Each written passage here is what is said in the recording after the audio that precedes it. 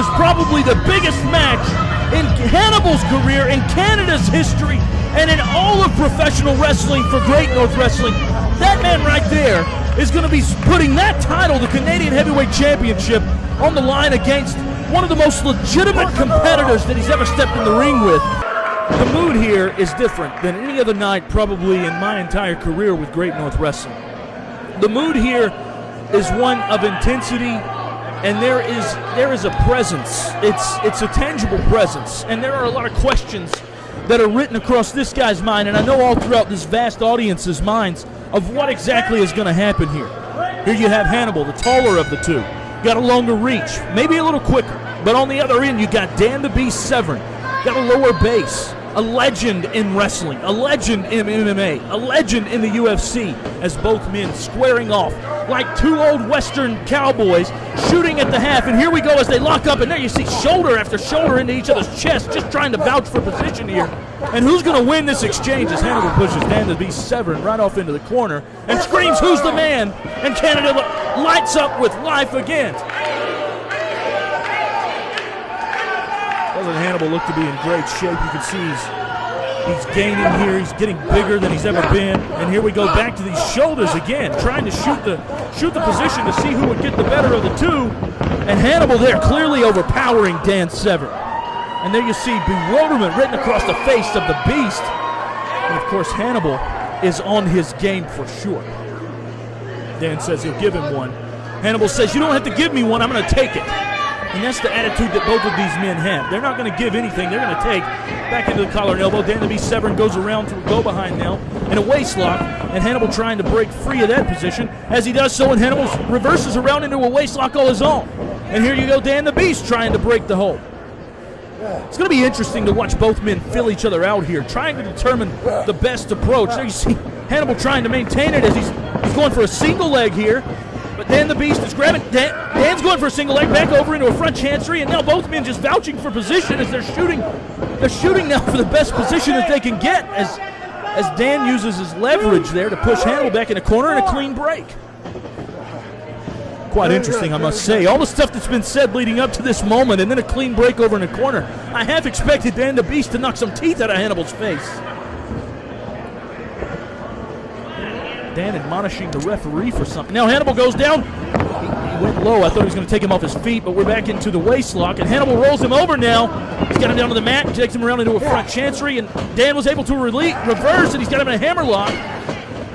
Both men, once again, not quite knowing what to expect from the other, and then going back to work on that arm.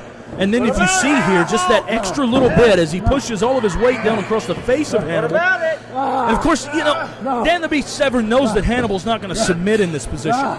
The entire idea here is to humiliate Hannibal, to take him out of his game, to show him, well, yeah, you know, you're not going to be able to take me off my game. But Hannibal was able to roll out of that and then take him around and back into an armbar of all his own. And Hannibal's really reaching down there on that shoulder and elbow, right in that joint. Dan Severn in some trouble, but Dan was able to take him over, and Hannibal hit his head hard, if you notice, right there on the canvas, and Dan takes him around into a headlock. And the Beast is being a beast. I'm curious to see if that headlock is going to have any effect on where Hannibal hit his head on that canvas. It clearly looks disoriented here. And this is such a unique match to call from Hannibal, and pardon me if I seem out of my game, but I've never quite seen anything like this. As Hannibal, you know, wait a minute, there's the Hannibal we know!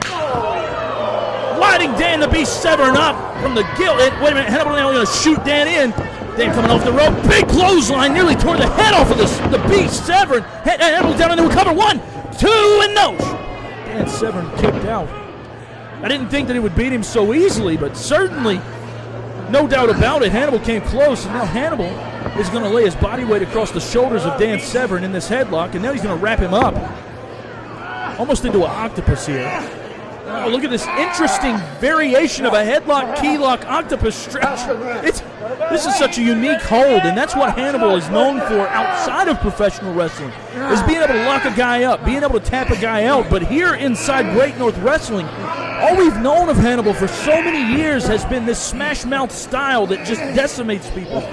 Maybe this is respect. I don't know. But what are we going to do? Dan Severn there with a version of the stunner. That wasn't on the head, it was on the shoulder, and Hannibal might be in trouble too. kicked out. But what's so interesting is the pace here. We always note that Hannibal is high octane. He's high impact. He's always on top of the guy continually. But this time it's a little different. It's Severn there with a judo throw, and Hannibal looks like he might be in trouble. And Severn, if he would just get on the guy, would capitalize. But once again, you can see maybe a respect that Severn has for Hannibal as he's trying to try to learn the guy, because the biggest mistake you can make is rushing into something. But now here you go, Dan Severn not rushing into this situation as he's just choking the man, and the referee needs to get in there and break that up.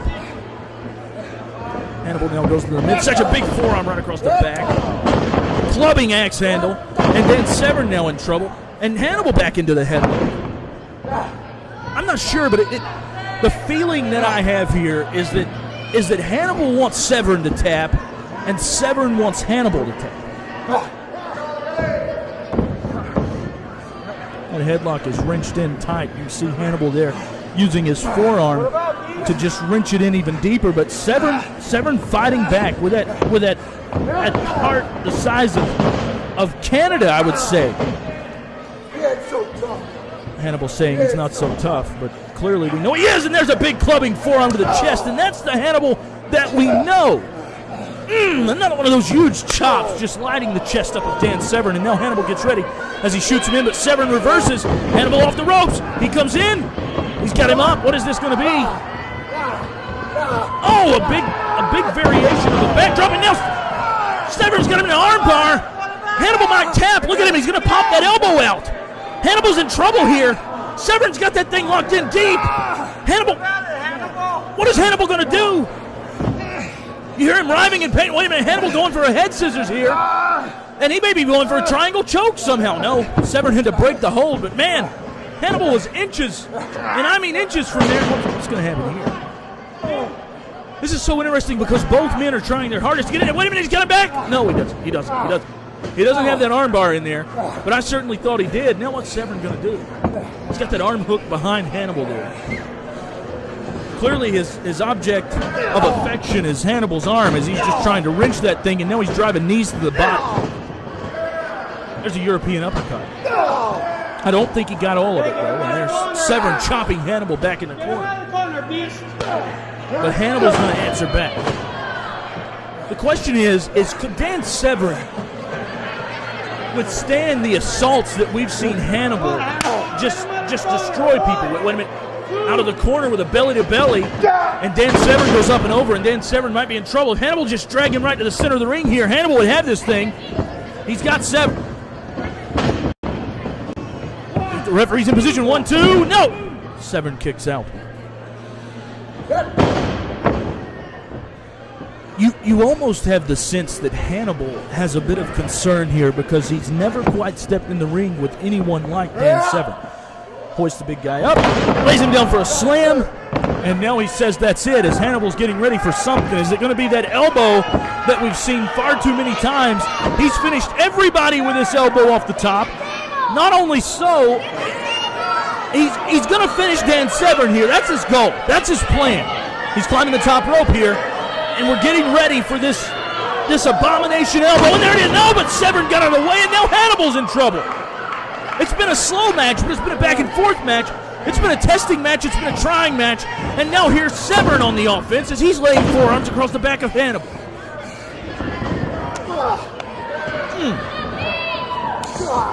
You can hear those European uppercuts laying into the chest and neck area of Hannibal. And Severn's giving chase over into the corner. Now he's going to take Hannibal off. He sends him into the other corner. Severn gives chase. Hannibal meets him with an elbow, and Severn may have been knocked out cold. Did you see how Hannibal just came out with that elbow and caught Severn right in the ear, and Severn may be in trouble. Wait a minute. Hannibal says, let's get rid of this piece of trash, and just tosses Severn out like he's a rag doll. There you see Severn, the pain written across his face, and he's in trouble. Hannibal in the ring, showboating, but there he came. He came right out real quick and gave a big boot right to the back of the head of Severn. Big forearms again out there, and this audience is getting a close-up view of what Hannibal's capable of. Wait a minute. Takes him back into the guardrail. Forearm to the chest.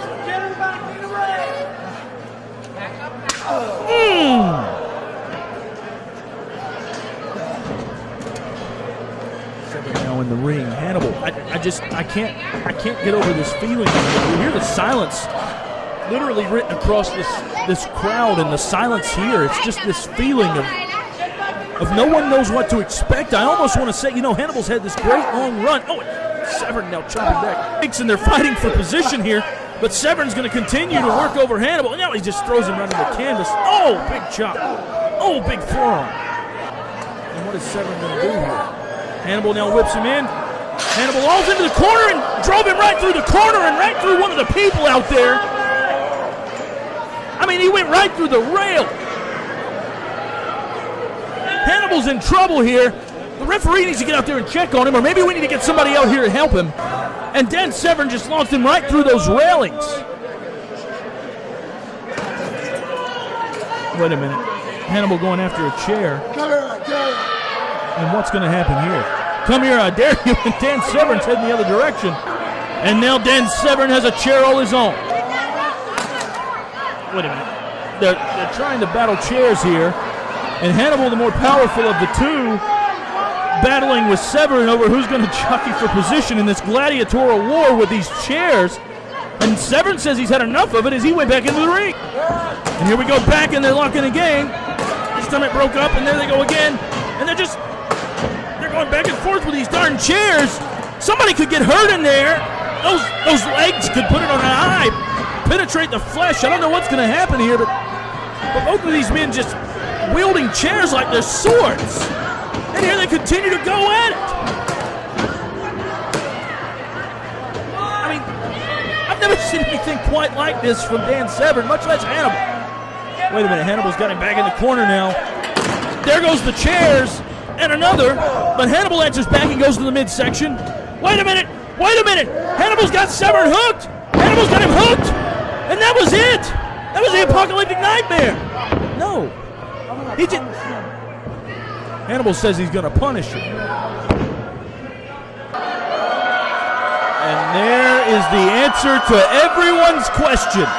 We've seen such an uncharacteristic Hannibal all night long, and all of a sudden, he's going to change the rules, and he's going to bring the equalizer into the ring, and there it is. And this is the Hannibal that we know. He's got Severn hooked. He's going to German him through the table. He's going to German. No. Dan Severn was able to put on the brakes, and he's trying again. Severn hooks the leg on the outside, but Hannibal keeps trying. Severn keeps battling. Breaking that grip there. Wait a minute.